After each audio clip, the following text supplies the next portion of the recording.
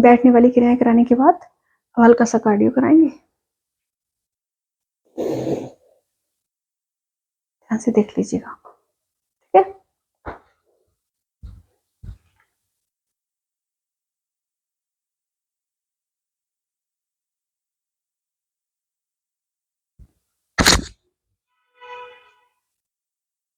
देखिए, सबसे पहले स्टार्ट करेंगे हल्की हल्की जॉगिंग के साथ। 1 2 3 4 5 6, अब 20 तक कीजिएगा, ठीक है। उसके बाद नेक्स्ट ध्यान से देख लीजिए, इस तरह से लेफ्ट हैंड ऊपर है तो लेफ्ट पैर इस तरह से, राइट हैंड ऊपर है तो लेफ्ट लेग इस तरह से जाएगी। इसको हल्की हल्की पहले ऐसे करेंगे 2 3 4, उसके बाद हल्की हल्की जंपिंग के साथ 1 2 3, फिर पूरी 4 5 6। इसको 30 टाइम्स करना है आपको। 10 टाइम्स किया, फिर रेस्ट किया थोड़ा सा, फिर 20 टाइम्स किया, फिर रेस्ट किया, फिर 30 टाइम्स किया। अगर ज्यादा सांस फूल रही है, नहीं कर पा रहे हैं, कोई दिक्कत है, 10 टाइम्स के 3 रिपीटेशन कर लीजिएगा।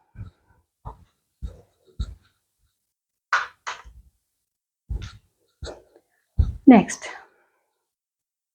पैरों में इतनी दूरी करके खड़े हो जाएंगे, हाथों को इस तरह से एक दूसरे के ऊपर रखेंगे। अब राइट टर्न लेंगे ऐसे, ठीक है। राइट साइड आपने टर्न लिया।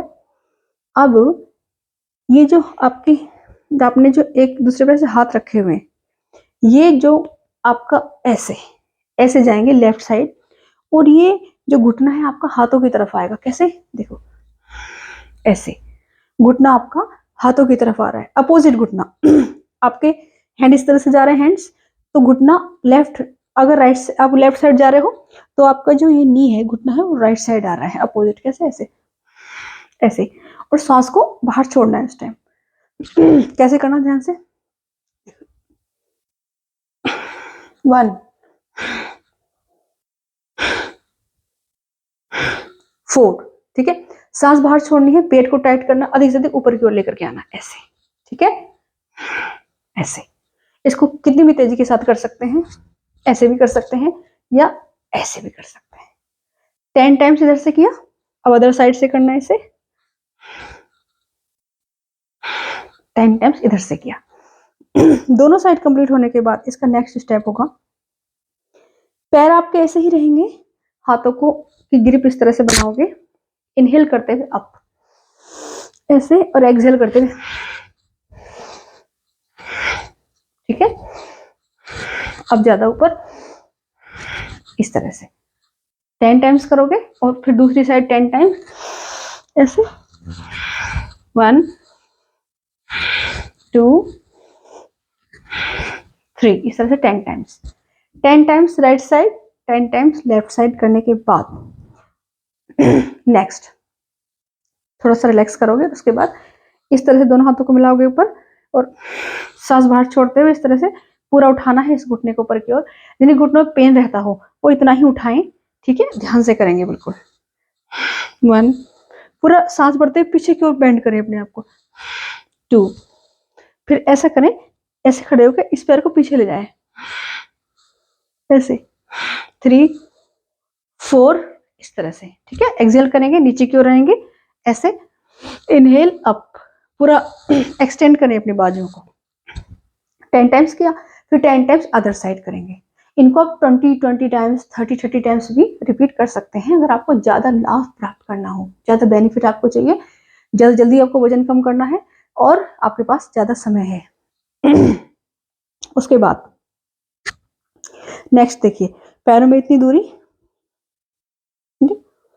वेस्ट के लिए है, हाथ आपने यहां रख लिया, इनहेल किया, और इस तरह से, फिर अदर साइड 2 3 4 5, इसको 10 टाइम्स करना है आपको। 10 टाइम्स करने के बाद इसको होल्डिंग करनी है ऐसे। 1 2 3 4, आगे की तरफ नहीं झुकना, पीछे की ओर रहना है। 5 6 7 8 9 10, अब अदर साइड भी 10 की काउंटिंग तक होल्ड करना है। उसके बाद पैरों को पास मिलाना है अपने, हाथों को इस तरह से ग्रिप बनानी है, ऊपर की ओर खींचना है, और उसके बाद ये इनहेल एक्सेल, इनहेल, इस तरह से जाना है।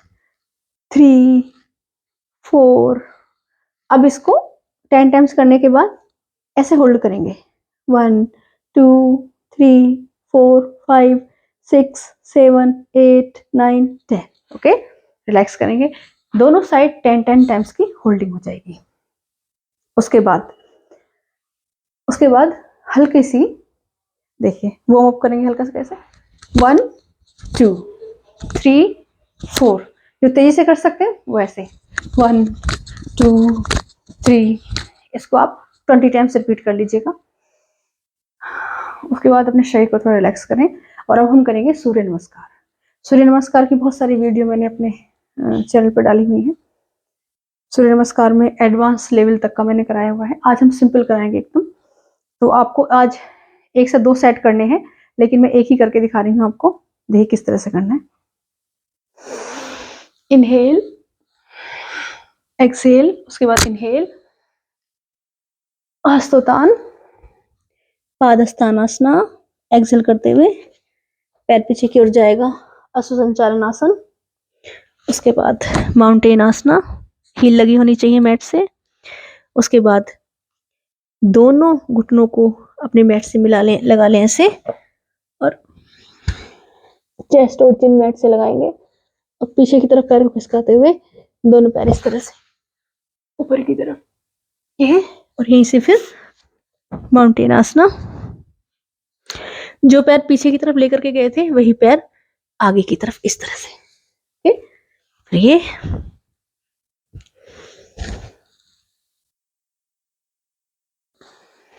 एक्सेल। सूर्य नमस्कार मैंने आपको एक राइट लेग से करके दिखाया, सीधे पैर से। आपको इसी को फिर इस वाले पैर से करना है, तो आपका एक सेट कंप्लीट होगा। अब इसमें जो है आप एक सेट भी कंप्लीट कर सकते हैं, 2 भी, 3 भी, 4 भी, 5 भी। ठीक है, आज आपको काउंटिंग के साथ करना है। जैसे 1 2 3 4 5 इस तरह से करते जाना है। जैसे 1 पे प्रणामासना, 2 पे हस्तोत्तान, 3 पे पादहस्तान, 4 पे अश्वसंचालनासन, 5 पे माउंटेन आसन, 6 पे आएगा फिर आपका अष्टांगासना। ठीक है, फिर भुजंगासन, फिर 8 पे फिर से माउंटेन आसन, 9 पे फिर संचालन। ठीक है, ओके, 10 पे फिर आ गया हस्तोत्तान। ठीक है, उस पे पादहस्तान, वो हस्तोत्तान पादहस्तासन आ गया, फिर हस्तोत्तान, और उसके बाद प्रणामासना। तो ये कंप्लीट कर लेंगे आप। उसके बाद नेक्स्ट डे आपको होल्डिंग के साथ शुरू करना है, यही सूर्य नमस्कार। फिर होल्डिंग के साथ जब आप अच्छे से आपकी सिद्ध हो जाएगा होल्डिंग करना और आप परफेक्ट हो जाएंगे होल्डिंग में, उसके बाद धीरे धीरे आपको इसका अगला लेवल, जो इसकी वेरिएशन है, जो यूट्यूब पर डले हुए हैं मेरी चैनल पर, कि सूर्य नमस्कार से 100% लाभ कैसे प्राप्त करें, सूर्य नमस्कार के वेरिएशन, एडवांस सूर्य नमस्कार, इस तरह से काफी सारी वीडियो हैं। तो फिर आप एडवांस लेवल तक सूर्य नमस्कार के पहुंच सकते हैं। तो ये सूर्य नमस्कार का अभ्यास करना है आपको। सूर्य नमस्कार के बाद फिर दूसरे आसन आते हैं, जो मैं डेली अलग अलग आसन कराती हूँ क्लास में। तो आज करा देंगे हम लोग गोमुख आसना, जिसे सभी कर सकते हैं। गोमुख आसन में, गोमुख आसन के विशेष लाभ हैं। आपकी किडनी, लीवर, हार्ट सभी के लिए बहुत बेनिफिट है। घुटने अच्छे बनते हैं, मजबूत बनते हैं, जठराग्नि प्रदीप्त होती है, पाचन संस्थान अच्छा होता है। लेफ्ट घुटने को इस तरह से फोल्ड कर लेंगे और राइट घुटने को फोल्ड करके इस तरह से, ऐसी स्थिति होनी चाहिए जैसे गाय का मुख, यानी कि दोनों घुटने फोल्ड होने के बाद एक दूसरे के ऊपर इस तरह से स्थिति बननी चाहिए। ठीक है, और जो घुटना फोल्ड हो वही हाथ पीछे से इस तरह से जाएगा, धीरे धीरे लेकर के जाएगा, बहुत आराम आराम से। फिर दूसरा हाथ धीरे धीरे लेकर के आना और इस तरह से ग्रिप बन जाएगी पीछे।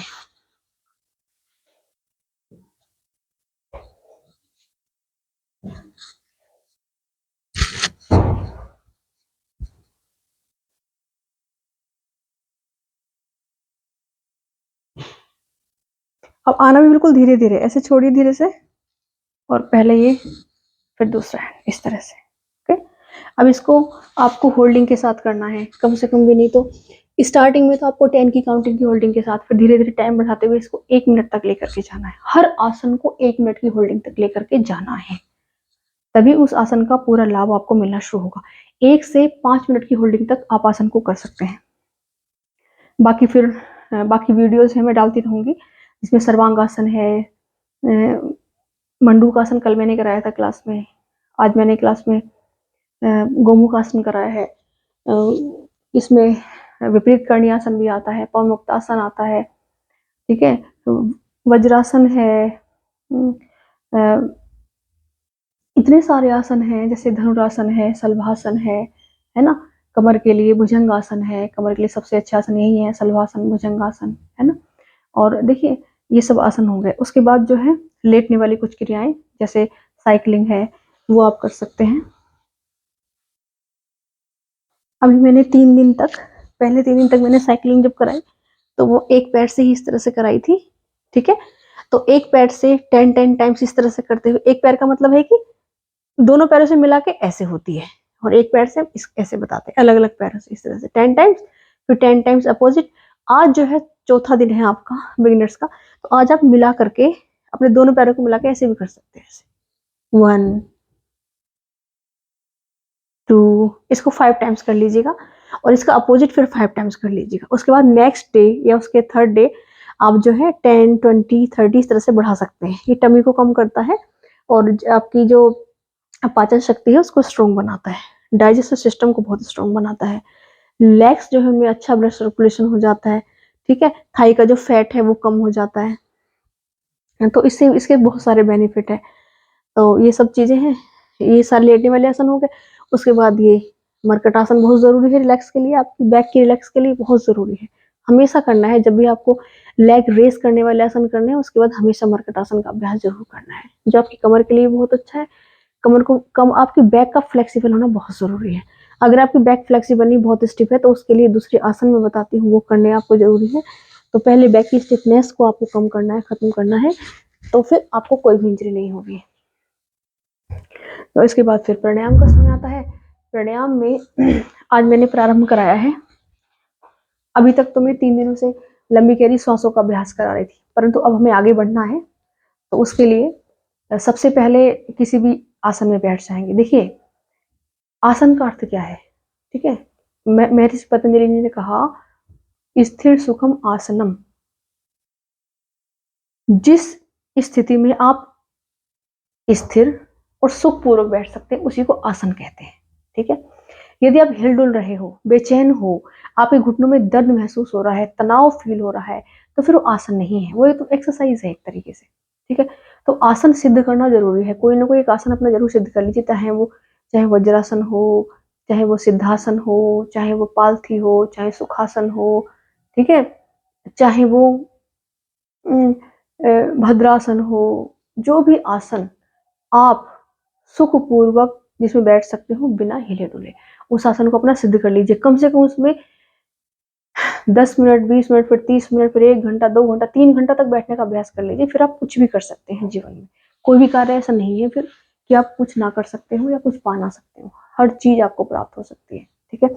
तो आज जो है कक्षा में, क्योंकि फॉर डे क्या करोगे आप भस्त्रिका का अभ्यास करना शुरू करोगे एक नोस्ट्रिल से पहले, ठीक है। राइट नोस्ट्रिल बंद करोगे, लेफ्ट से सांस पूरी ऊपर भरोगे, छोड़ दोगे, पूरी सांस भरनी है, पूरी छोड़नी है। 10 टाइम्स करना है लेफ्ट से, फिर लेफ्ट को बंद करके राइट से deep inhale, deep exhale, deep inhale, deep exhale, 10 time दोनों नोस्ट्रिल से करना है। तो आज ये अभ्यास करना भस्त्रिका का। नेक्स्ट डे के लिए बता रही हूँ, 1-2 दिन से करने के बाद जो अगला दिन होगा उसमें आपको पूरी लंबी गहरी सांस भरोगे दोनों नोस्ट्रिल से, और पूरी लंबी गहरी सांस छोड़ दोगे, पेट को अंदर खींच लोगे, फिर से श्वास को लंबी गहरी 2.5 सेकेंड में श्वास को लंबी गहरी भरोगे और 2.5 सेकेंड में श्वास को बाहर छोड़ दोगे, ठीक है। अब इस क्रिया को जिनका हाई बीपी है वो अवॉइड करें, क्योंकि भस्त्रिका से ऊर्जा पैदा होती है, तो उनका हाई बीपी हो सकता है, ठीक है, बढ़ सकता है, मतलब उनका बीपी और भी पहले से बीपी हाई है तो उनको प्रॉब्लम आ सकती है। तो भस्त्रिका वो बहुत ही धीरे करें, अगर करना भी है तो धीरे धीरे सांसों का अभ्यास कर लें, काउंटिंग के साथ धीरे धीरे सांसों को भरें, फिर सांसों को छोड़ें, इस तरह धीरे धीरे सांसों का जो अंतराल है वो बढ़ जाएगा। जैसे हमें ऋषि मुनियों को सिद्धियां प्राप्त होती थी, वो अपनी इच्छा से मृत्यु पर विजय प्राप्त कर लेते थे, और सांसों के माध्यम से ही होती थी। भस्त्रिका के बाद कपालभाति, कपालभाति के कम से कम मैं 200 स्ट्रोक लगवा रही हूँ डेली क्लास में।